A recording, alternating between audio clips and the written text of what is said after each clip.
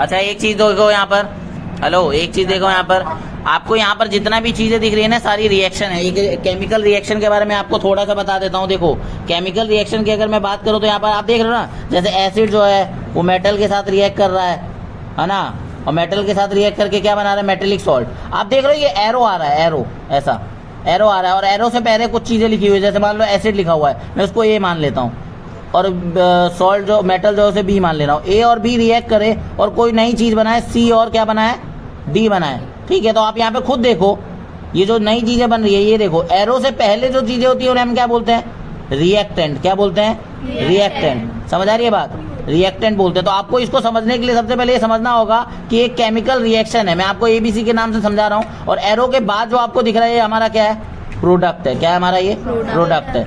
समझ आ रही है बात, पहले बताओ इतना समझ आ गया। तो एक केमिकल रिएक्शन के अंदर देखो एक एरो होता है, एरो से पहले कुछ चीजें होती है और एरो के बाद कुछ होती है। एरो से पहले वाले को हम एलएचएस साइड कहते हैं, जिसके अंदर हमारा क्या होता है, रिएक्टेंट्स होते हैं जो आपस में रिएक्ट करते हैं और उससे कोई नई चीज बनाते हैं। ठीक है, और जो नई चीज बनती है वो एरो के बाद लिखी जाती है, जिसे हम क्या कहते हैं, प्रोडक्ट कहते हैं। इसी तरीके से चारों की चारों केमिकल प्रॉपर्टीज है आपकी एसिड की, जहां पर आपको देखने को मिलेगा कि एसिड मेटल के साथ रिएक्ट किया तो क्या बनाएगा। ठीक है, और एसिड जो है मेटल कार्बोनेट या मेटल हाइड्रोजन कार्बोनेट के साथ रिएक्ट करेगा तो क्या बनाएगा।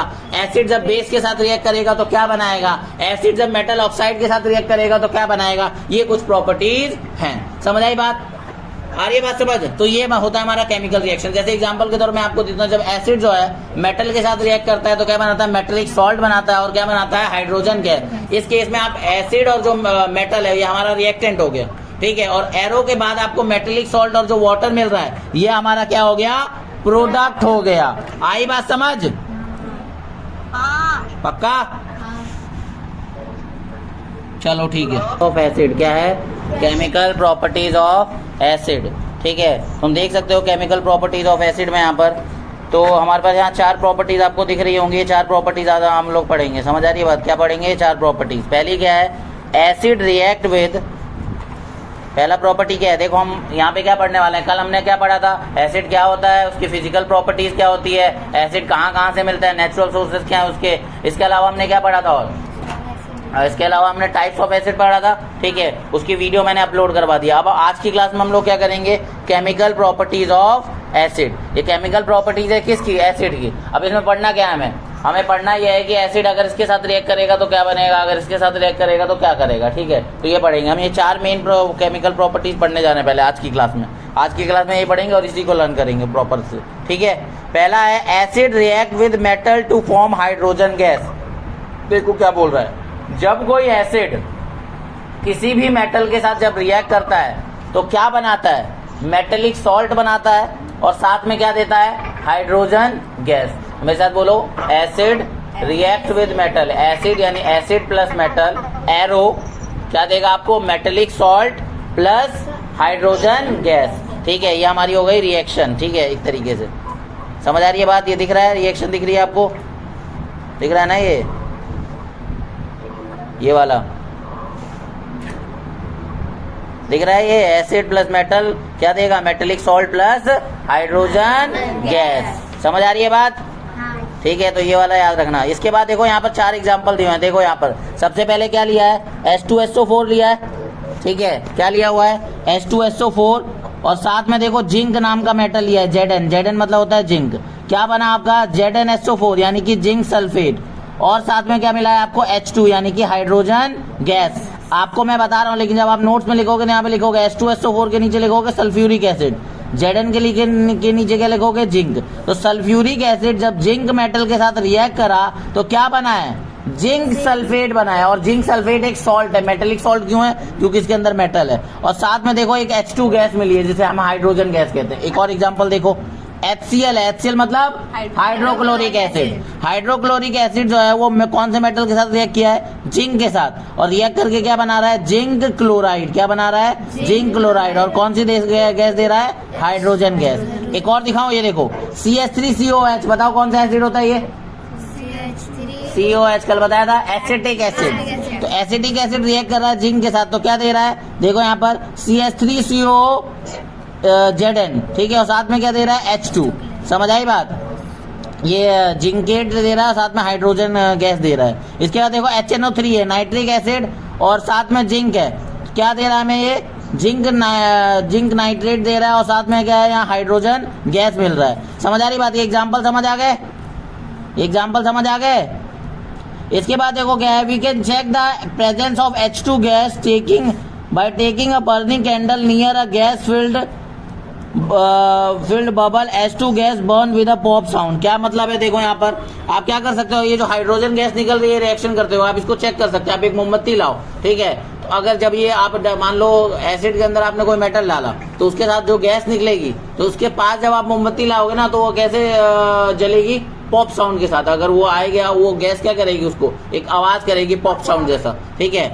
तो हम इससे चेक कर सकते हैं कि हाइड्रोजन गैस मौजूद है कि नहीं है। तो मैं वापस से बता दूं, पहला केमिकल प्रॉपर्टीज क्या है? जब हम एसिड को किसी भी मेटल के साथ रिएक्ट कराते हैं तो क्या बनता है? मेटेलिक सॉल्ट बनता है, और क्या बनती है? Hydrogen gas. ये 4 एग्जाम्पल है, इस 4 में से आप 2-3 एग्जाम्पल भी लर्न रखोगे तो आपके लिए फायदेमंद रहेगा, ठीक है। और अगर हाइड्रोजन गैस चेक करना है मौजूद है कि नहीं, उसके लिए हम लोग क्या कर सकते हैं? एक कैंडल ला सकते हैं, पॉप साउंड की मदद से हम चेक कर सकते हैं कि हाइड्रोजन गैस है कि नहीं है। आगे second, acid react with metal carbonates and metal hydrogen carbonates to form carbon dioxide, और साथ में क्या मिलता है? सॉल्ट मिलता है। देखो यहाँ पर मेटल कार्बोनेट और एसिड रिएक्ट करके क्या देगा? सॉल्ट CO2 प्लस H2O, ठीक है।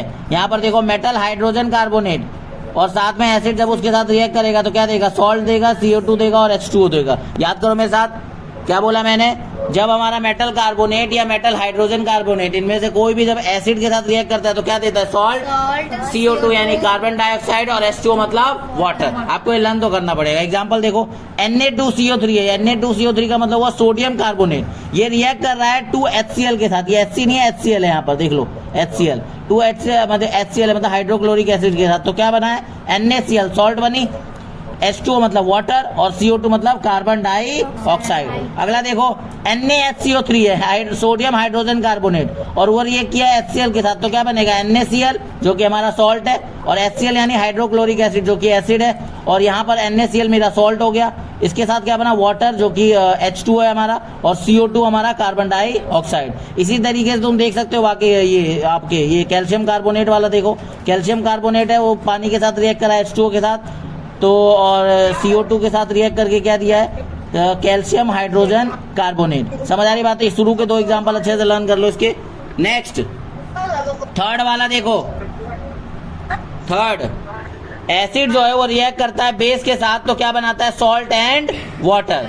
तो देखो एसिड बेस के साथ रिएक्ट किया, क्या मिला? सॉल्ट और वाटर। एग्जांपल देखो, NaOH प्लस HCl, क्या दे रहा है हमें? NaCl प्लस में H2O, ठीक है, ये याद आएगा एग्जांपल। NaOH का मतलब होता है सोडियम हाइड्रोक्साइड, और HCl का मतलब क्या होता है? हाइड्रोक्लोरिक एसिड, और ये रिएक्ट करके आपको एक सॉल्ट दे रहा है NaCl और H2O। अच्छा एक चीज और सुनो, क्या कहते हैं, ये जो है ना इन दोनों में केवल ये शुरू वाले एग्जांपल रखना, ये दोनों एग्जांपल हटा दो,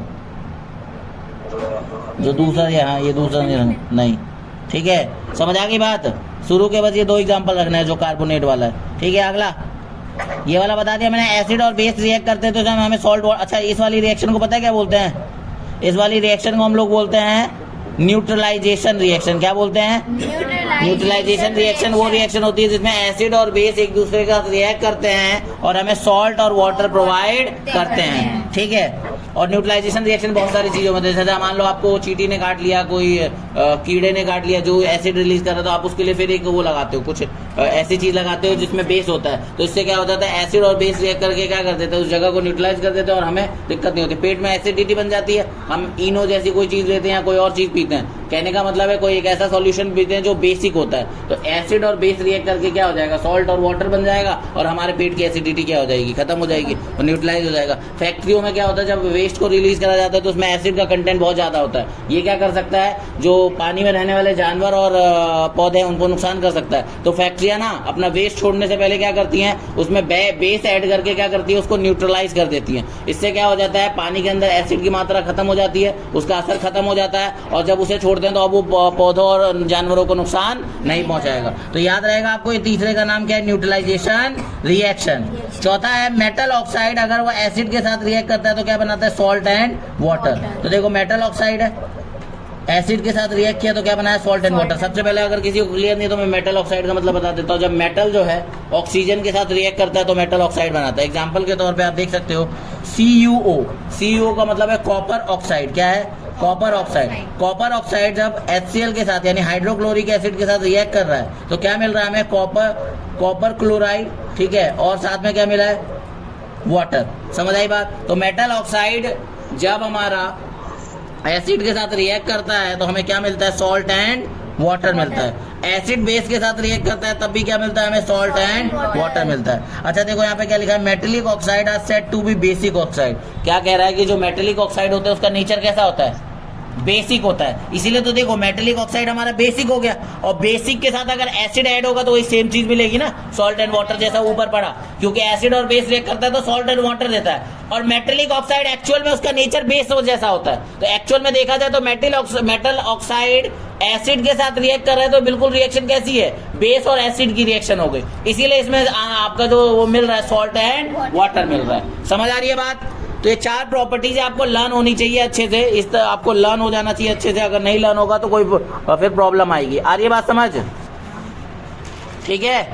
तो ये चारों प्रॉपर्टीज अच्छे से लर्न करनी है, ठीक है। मैं ज्यादा नहीं बढ़ा रहा हूँ, केवल ये 4 प्रॉपर्टी बता रहा हूँ। और ये नोट्स में सेकंड पॉइंट के ना दोनों हटा लेना, ठीक है। वो हाइड्रोजन कार्बोनेट मतलब वो मेटल कार्बोनेट और मेटल हाइड्रोजन कार्बोनेट का होना चाहिए था, यहाँ पे कोई और एग्जांपल लिखा हुआ है। और ये पूरे नाम है आपको लिखने, मैंने सबका नाम पढ़ के आपको बताया है नोट्स में, ठीक है।